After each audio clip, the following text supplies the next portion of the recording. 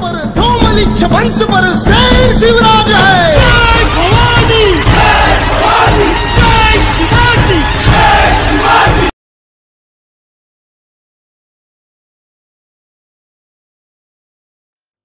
జై శ్రీరామ్. మన తెలుగువారి ఆరాధ్య దైవమైనటువంటి తిరుపతి వెంకటేశ్వర స్వామి, అందరం కూడా తిరుపతికి వెళ్ళి ఆయన దర్శనం చేసుకుని ఆ లడ్డూ ప్రసాదాన్ని కళ్ళగద్దుకుని మనస్ఫూర్తిగా తినడం తప్పించి అసలు తిరుపతిలో ఉన్నటువంటి విషయాలు, తిరుపతిలో ఉన్నటువంటి ఆ దేవుని యొక్క ఇతర మూర్తులు, వాటి గురించి కూడా తెలుసుకునే ప్రయత్నం కూడా చేయం. ఈ చిన్న వీడియోలో మనం తిరుపతి వెంకటేశ్వర స్వామిలో ఉన్నటువంటి ఆలయంలో ఉన్నటువంటి మూర్తుల గురించి తెలుసుకునే ప్రయత్నం చేద్దాం. తిరుమల తిరుపతి వెంకటేశ్వర స్వామికి 5 రూపాలు ఉన్నాయి. అవి ఏంటంటే మూలమూర్తి, భోగ శ్రీనివాసమూర్తి, ఉగ్ర శ్రీనివాసమూర్తి, కొలువు శ్రీనివాసమూర్తి, శ్రీదేవి భూదేవి సమేత మలయప్ప స్వాములు. ఈ 5 మూర్తుల యొక్క ప్రాధాన్యత ఏంటి అనేది చూస్తే, మొట్టమొదటగా మనం అందరం దర్శించుకునేటటువంటిది మూలమూర్తి. వీరినే మనం ధ్రువబేరము అని కూడా అంటాం. నిత్యం లక్షలాది మంది భక్తులు భక్తి ప్రవృత్తులతో దర్శించుకునే మూల విరాట్టుని ధ్రువబేరం అని అంటారు. ధ్రువ అంటే స్థిరంగా ఉండేది అని అర్థం. ధ్రువబేరం అంటే నేలలో స్తంభం పాతుకున్నట్లు స్థిరంగా ఉండే విగ్రహమూర్తి. మూల విరాట్టు అయిన ధ్రువబేరానికి తెల్లవారుజామున సుప్రభాత సేవ మొదలు అర్ధరాత్రి ఏకాంత సేవ వరకు ప్రతిరోజు ఆరాధనలు జరుగుతాయి. ఈ మూల విరాట్టు సాలగ్రామమూర్తి. మూలమూర్తి శిరస్సు నుండి పాదం వరకు 8 అడుగుల ఎత్తులో ఉంటుంది. వీరస్థానక పద్ధతిలో నిలబడి ఉన్న మూల విరాట్టు పక్కన శ్రీదేవి మరియు భూదేవి విగ్రహాలు ఉండవు. నిత్యము అనేక లక్షలాది మంది భక్తులు తిరుమలేసుని దివ్య మంగళ దర్శనం కోసం ఎదురు చూస్తారు కనుక ఈ మూల విరాట్టుని, ధ్రువబేరాన్ని దర్శించుకోవడానికి 2 క్షణాల కంటే ఎక్కువ సమయాన్ని కేటాయించలేరు. తరువాత భోగ శ్రీనివాస మూర్తి, కౌతక బేరం అని కూడా అంటారు. ఈయన సుమారు 1 అడుగు ఎత్తులో ఉండే భోగ శ్రీనివాసమూర్తిని వ్యవహారంలో భోగ శ్రీనివాసుడు అని కూడా అంటారు. ఇంకో రకంగా కౌతక బేరం లేదా పురుష బేరం అని అంటారు. నిత్యం జరిపే దీపారాధన, నైవేద్యము, అభిషేకము, ఏకాంత సేవలు ఈ భోగ శ్రీనివాసమూర్తికి జరిపిస్తారు. ఈ వెండి శ్రీనివాసుని విగ్రహాన్ని సామాన్య శకము 614వ సంవత్సరంలో పల్లవ మహారాణి సామవాయి పేరిందేవి ఆలయానికి సమర్పించినట్లు శాసనాల ఆధారంగా మనకు తెలుస్తుంది. మహారాణి ఈ శ్రీనివాసమూర్తిని సమర్పించిన నాటి నుండి నేటి వరకు ఎన్నడూ ఆలయం నుండి విగ్రహాన్ని ఆలయం నుండి తొలగించలేదు. ఆగమ శాస్త్రాన్ని అనుసరించి మూల విరాట్కు చేసే సేవలు భోగ శ్రీనివాసమూర్తికి కూడా అందుతాయి. ఇక తర్వాతది వచ్చేసి ఉగ్ర శ్రీనివాసమూర్తి. దీనినే స్నపన బేరం అని కూడా అంటారు. ఈ మూర్తి శ్రీదేవి భూదేవి సమేతంగా ఉంటుంది. నిజానికి శ్రీనివాసమూర్తి రూపము 11వ శతాబ్దం వరకు ఉత్సవ విగ్రహంగా ఉండేది.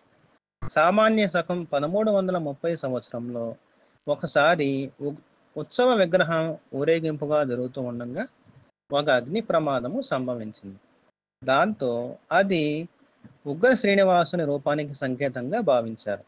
అప్పటి నుంచి శ్రీదేవి భూదేవి సమేత మలయప్ప రూపాన్ని ఉత్సవ విగ్రహంగా రూపొందించారు. ఆ విధంగా అగ్ని ప్రమాదము జరిగినప్పటి నుంచి ఉగ్ర శ్రీనివాస మూర్తిని సంవత్సరానికి ఒకసారి సూర్యోదయానికి ముందు సర్వ అలంకారాలతో సుందరంగా తీర్చిదిద్ది ఊరేగింపుకు తీసుకువెళ్ళి తిరిగి అంతరాలయానికి తీసుకువస్తారు. ఇక 4వది కొలువు శ్రీనివాసమూర్తి. దీనినే బలిబేరం అని కూడా అంటారు. గర్భగుడిలో మూల విరాట్టు పక్కన ఉండే మరొక చిన్న విగ్రహాన్ని కొలువు శ్రీనివాసమూర్తి అని అంటారు. ఆగమ పరిభాషలో బలిబేరం అని కూడా అంటారు. మూల విరాట్టుకు తోమాల సేవ నిర్వహించిన తరువాత కొలువు శ్రీనివాసుని బంగారు సింహాసనం పైన ఉంచి పంచాంగ శ్రవణం చేస్తారు. తిరుపాలలో ఆ వేళ జరిగే ఉత్సవ వేడుకలు ఏమైనా ఉంటే వాటి వివరాలను కూడా వీరికి తెలియజేస్తారు. అంతేకాకుండా శ్రీవారి హుండీలో అంతకు ముందు రోజు వచ్చినటువంటి కానుకల వివరాలు, ఆదాయము, వ్యయాల ఖర్చులన్నీ కూడా ఈ కొలువు శ్రీనివాసమూర్తికి అప్పచెప్తారు. ఇక చివరిగా శ్రీదేవి భూదేవి సమేత మలయప్ప స్వామివారు, వీరినే ఉత్సవ బేరం అని కూడా అంటారు. 13వ శతాబ్దంలో ఉగ్ర శ్రీనివాస మూర్తిని ఊరేగింపుగా తీసుకుని వెళ్ళడం మానేసిన తర్వాత శ్రీదేవి భూదేవి సమేత మలయప్ప స్వామిని ఉత్సవ వేడుకల్లో ఊరేగిస్తున్నారు. ఈ శ్రీదేవి భూదేవి సమేత మలయప్ప స్వామిని ఉత్సవ బేరం అని అంటారని మనం తెలుసుకున్నాం కదా. ఈ మూర్తి యొక్క ఎత్తు సుమారు 3 అడుగులు ఉంటుంది. బ్రహ్మోత్సవాలలో సహా ప్రతి ఉత్సవంలోనూ శ్రీదేవి భూదేవి సమేత మలయప్ప స్వామిని మాత్రమే ఊరేగిస్తారు. ఈ 5 కాకుండా మరొక్క విగ్రహము కూడా చాలా ప్రాముఖ్యత కలిగి ఉంది మన తిరుమల ఆలయంలో. అది ఏమిటంటే విమాన వెంకటేశ్వర స్వామి. పూర్వము తిరుమల శ్రీ వెంకటేశ్వర స్వామి ఆలయంలో అర్చకులు 9 మంది స్వామివారి ఆభరణాలను ధరించాలి. అది స్వామివారి దర్శనానికి వచ్చిన విజయనగర రాజు కంటబడింది. దాంతో ఆ రాజుకు ఆగ్రహం ముంచుకొచ్చి 9 మంది అర్చకులను విచక్షణారహితంగా అక్కడికక్కడే చంపివేశారు. నరహత్య మహాపాపం అనుకుంటే ఒకడు కాదు, ఇద్దరు కాదు, ఏకంగా 9 మందిని హత్య చేశాడు రాజు. పైగా పవిత్ర దేవాలయంలోనే హత్య చేశారు. అది సామాన్య దోషం కాదు, మహాపాపం. ఆ పాప పరిహారం కోసము వ్యాసరాయలు ప్రయత్నించారు. 12 సంవత్సరాల పాటు భక్తులు ఎవరిని ఆలయంలోనికి అనుమతించలేదు. వ్యాసరాయుల వారు గర్భగుడిలో ప్రవేశించి పాప నివృత్తి అయ్యేందుకు కఠోర దీక్షతో పూజలు నిర్వహించారట. ఆ 12 ఏళ్ల కాలంలో భక్తులకు గర్భగుడిలో ఉన్న మూల విరాట్ను దర్శించుకునే భాగ్యం కలగలేదు. కానీ అందుకు ప్రతిగా ఆనంద నిలయ విమానం మొదటి అంతస్తులో స్వామివారి విగ్రహాన్ని ప్రతిష్ఠించారు. అలా ప్రతిష్ఠించిన వెంకటేశ్వర స్వామి విగ్రహము ఉత్తర వాయువ్యంలో ఉంటుంది. అప్పుడు ప్రతిష్ఠించిన స్వామివారి విగ్రహమే విమాన వెంకటేశ్వర స్వామి.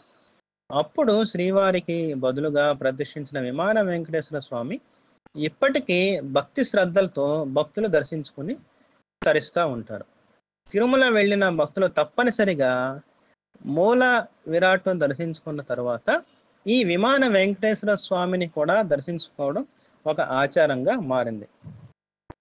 ప్రస్తుతము ఆనంద నిలయానికి ఉత్తర వాయువ్యంలో ఈ విమాన వెంకటేశ్వర స్వామి విగ్రహము ఉంటుంది. ఇది బంగారు వెండి పూత పూసి మరి శోభాయమానంగా తీర్చిదిద్దారు. తిరుమలను దర్శించుకున్న భక్తులు తప్పనిసరిగా ఇందాక మనం అనుకున్నట్లుగా మూలబేరాన్ని దర్శించుకొని ఈ విమాన వెంకటేశ్వర స్వామిని కూడా దర్శించుకోవడం ఒక ఆనవాయితీగా మారింది.